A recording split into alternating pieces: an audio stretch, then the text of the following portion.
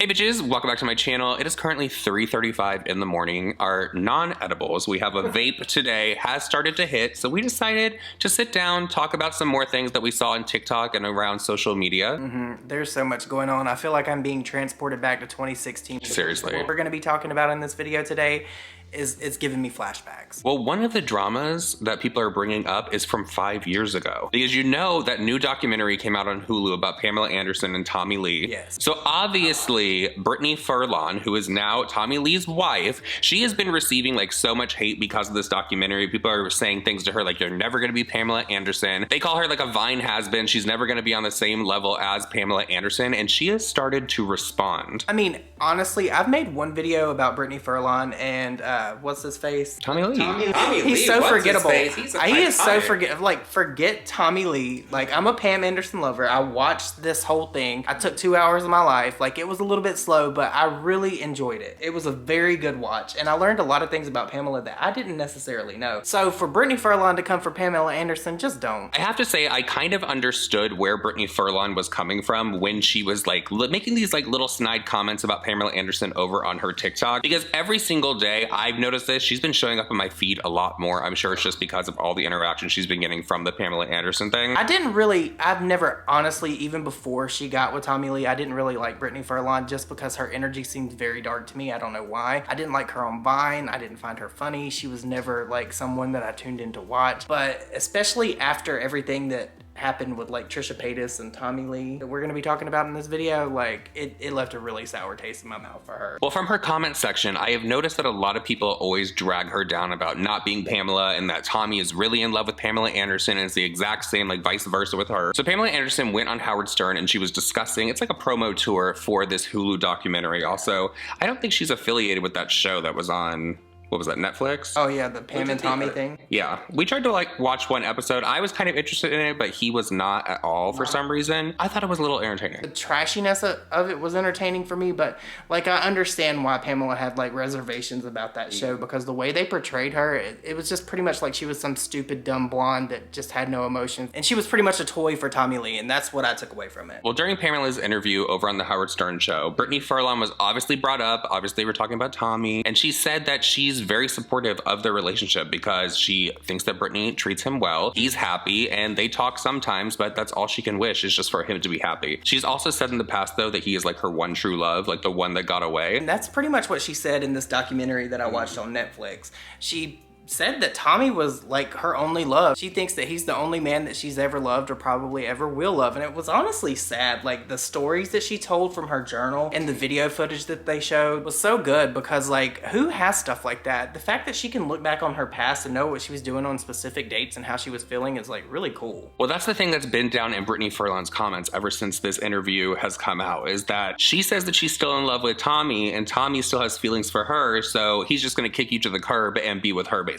So I understand where Brittany's anger and frustration has come from with these comments, being the new wife. I get it, but also like that's not Pam's fault. Like people are gonna do that. Like you see that with like these YouTubers that we talk about. Like their fans automatically want to defend them, and that's great, fine, well and good. But at the end of the day, it's not coming from Pam. Now if Pam got on her like Twitter or made like a TikTok or something and was like attack Brittany Furlan, like Rebel the Knights, I would feel some kind of way about Pam doing that, but she's not. So I mean, it's not really her fault. Well, Brittany Furlan is getting dragged because obviously these comments are coming in, and she uploaded a TikTok. It was up for like 4 minutes and then she deleted it. There is a filter over on TikTok called like the 90s Pamela Anderson, like I don't know what the hell the name of it is, but it's a Pamela Anderson inspired filter, and Brittany put it on. So Brittany uploaded this TikTok and it had that sound from Wendy Williams, which was like, oh, She passed away. How iconic is Wendy Williams? and she leaned back onto Tommy. And so a lot of people were upset, like, why are you even saying that? And the caption on it was like, Pamela, if I died.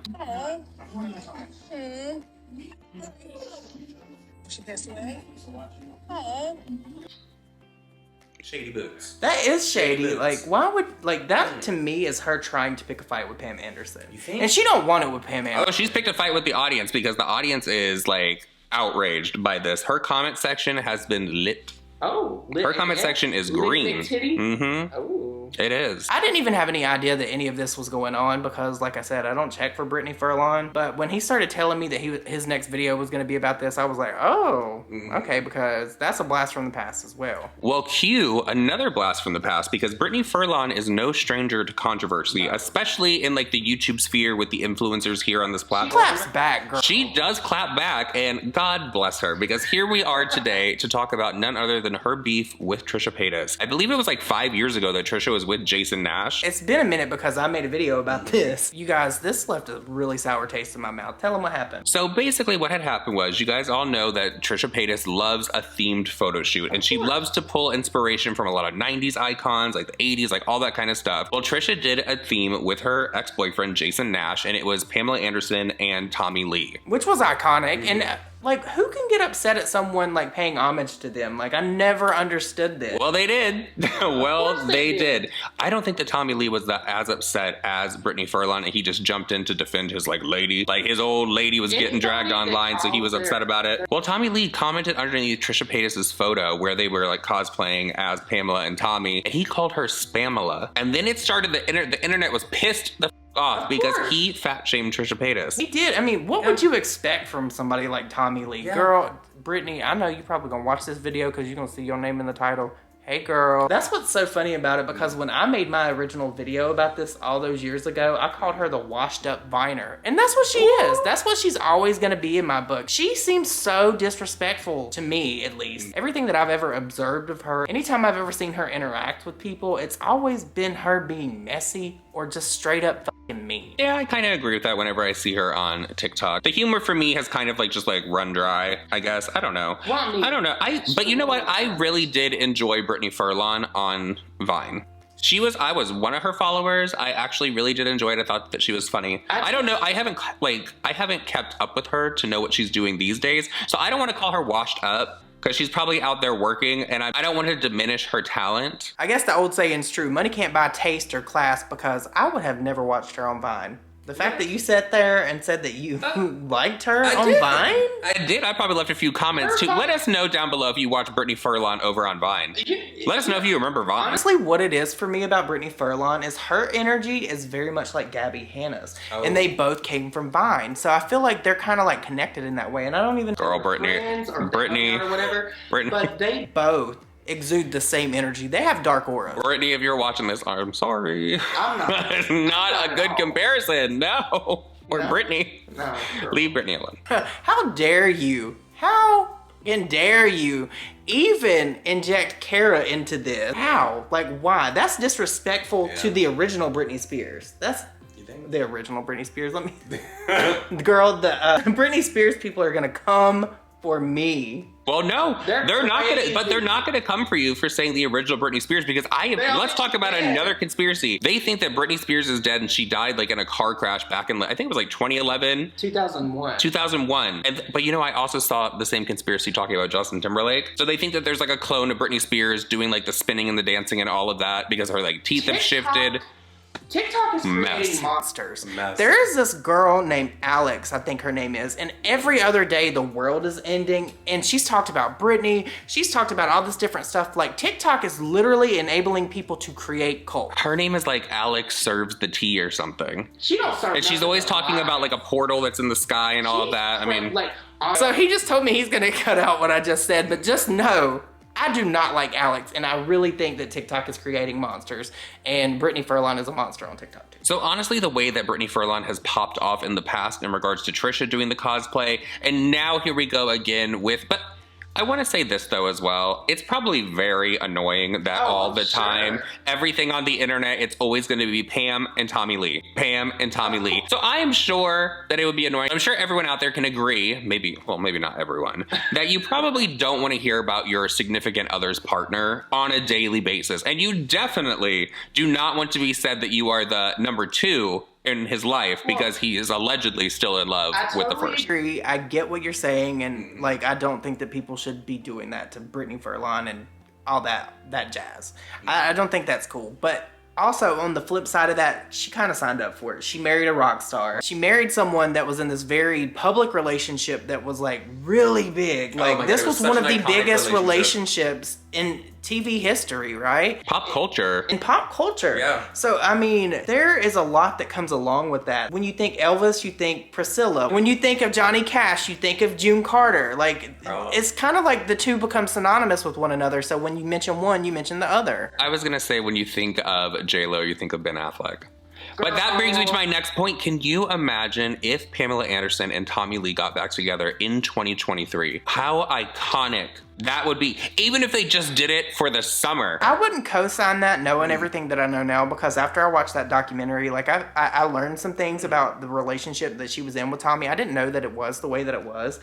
I never really knew why they split up. And then when I found out, I was just like, oh my God, like, power to you, girl. Like, Pam is a very strong person. She raised two amazing children. Yeah, she did. And like, she's done a lot for her family. Like, she even does a lot for animals, right? And like, I know that she's been the butt of many jokes because of PETA. I know that in Scary Movie, they even made her the butt of a whole bunch of different jokes. But like, she does play a very good dumb blonde, but she's not a dumb blonde. She's not. She's an icon. She is an icon. She will forever be an icon in my book. Moving on from that drama, we have to talk about the Tarte brand trip. Oh my God. Because it is the gift that keeps on giving. And It's like herpes, girl. No, it is. But brand trips are back. And we're starting to get that mess like 2018, like Dramageddon 1 when everything popped off. This isn't going to be a Dramageddon, but some mean girl behavior is getting called out over on TikTok. I can't imagine. 100%. Now, we all know that Meredith Duxbury was on that Tarte Dubai trip. There was also Alix Earle that was on that trip. She has about like 4.3 million followers over on TikTok, which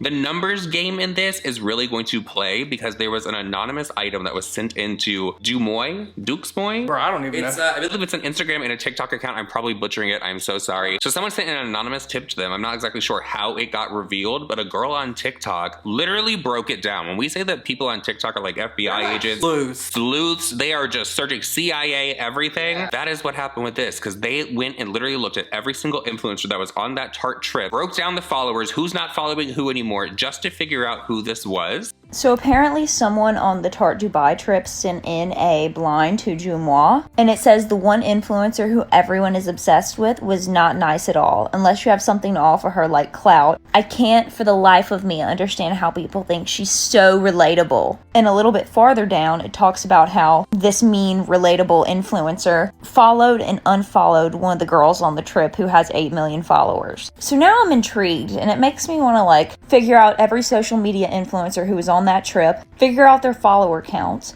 tape them all to my wall, then go through individually of each of the influencers there and figure out which influencers are no longer following each other, and find the 8 million follower girl who said that the mean influencer followed and unfollowed her, and see which of the influencers isn't following that 8 million follower influencer, because then we'll know who it is. I think I already know, but I just want to double check.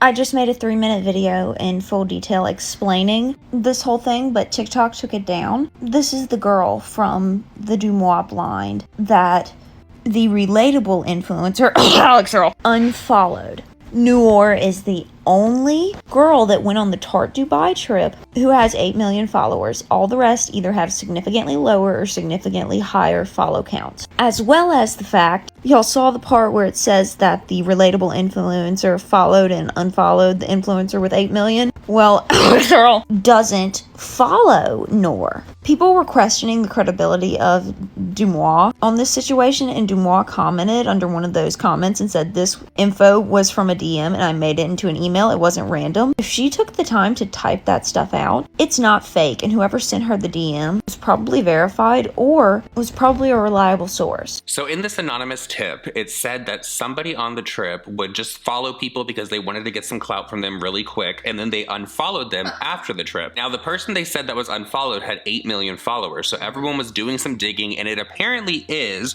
because I screenshot this girl name, there is only one person on that trip who has 8 million followers, and it's 8 million followers exact, and she goes by Noor the Bash. I'm sorry if I'm saying that wrong, but she's the one that got unfollowed. So a lot of people down in the comment section were like, oh, it's Meredith Duxbury. She seems like the girl that would be like clout chasing, all of that. She has 17 million followers over on TikTok. So I don't think that Meredith Duxbury is like getting a fair shake in this from people trying to expose her mean girl behavior. Why would she need the clout of somebody that has 8 million followers? But you know what though? Thinking back about these like Tarte trips, I really just wanted to bring this up for a minute. Do you remember when Morgan Adams, I think it was a Tarte trip, she went on a trip and remember she said that someone was so mean to her. These trips are always like, they always bring out the worst in people because people are so worried about numbers. They're always looking for the next follower that they can gain and the clout that they can get from collabing with someone. It's all just so fake and so Hollywood, so LA. It's so unrelatable. I don't even know why people like even tune into that type of content. Like, I don't know how Tarte even makes money back because they weren't even promoting their products. These brands are still doing these trips. Like, I get that they put it off because of COVID, but I thought a lot of it was due to like budget issues because makeup's not selling like it used to. Well, this is where the sleuths really figured this one out. And I'm gonna say that they confirmed this because there's another girl that was on that trip and I actually said that she was the one. I said this like when I originally talked about Meredith Duxbury and the Tarte trip, but there was a girl on that trip named Alix Earle, the one with 4.3 million followers, that I said that she is the one that people actually trust, like the real Michaela.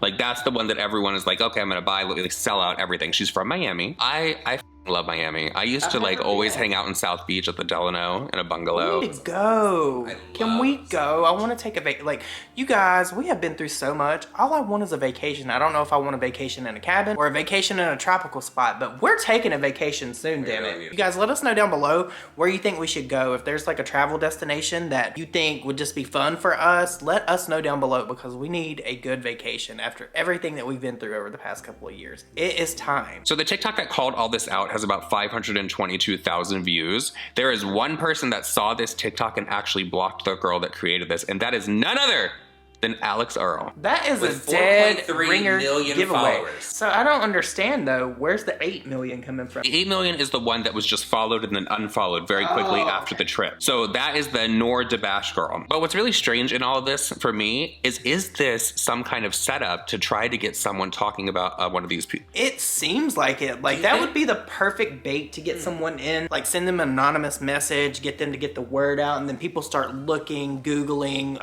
trying to find out who this is. It's actually pretty genius. It really is. But who do you think would have sent this anonymous?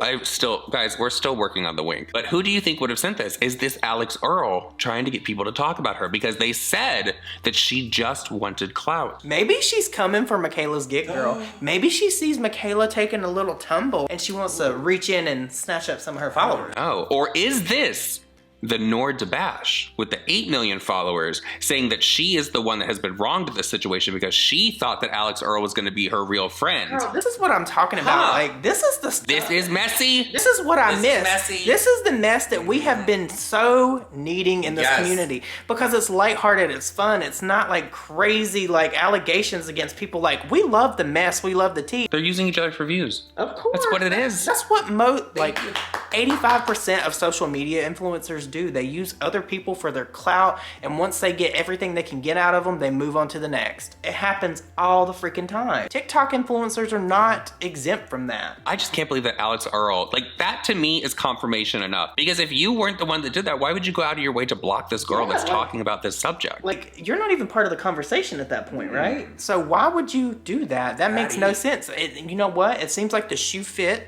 and she was a little bit guilty feeling, and she blocked her. But there were a lot of comments though calling Meredith out. A lot of people really do think that Meredith is like a mean girl. They seem like she's like stuck up. But maybe she's just like that because that's like her defense mechanism, because she is in a very like chaotic industry, you know what I mean? It could be like a defense thing that she has going. She may not even be mean at all, but she comes across that way in some of her TikTok. Well, a lot of people were noticing that during the Tarte brand trip, she was not like seen in a lot of like with other people. It was just her spending a lot of time with her friend that travels with her, but they weren't seeing her unless there was like a dinner going on. It wasn't like her going out of her way to be like, let's hang out, let's make content. Like, I mean, I feel like the brands do this to try to commingle people that like use their products, and that's great, but like that is kind of rude. Some of those people don't use those products. That's kind of rude to me, because if we go on like we've taken like group vacations before, like we all like schedule things, we all go do things, like, and we all hang out in the house because we usually get an Airbnb. They were probably at some kind of nice resort or whatever, but but like she should at least be out there trying to mingle a little bit. Like you'd think she'd want to get to know some people that are in the industry that she works in. Except for Alix Earle, apparently.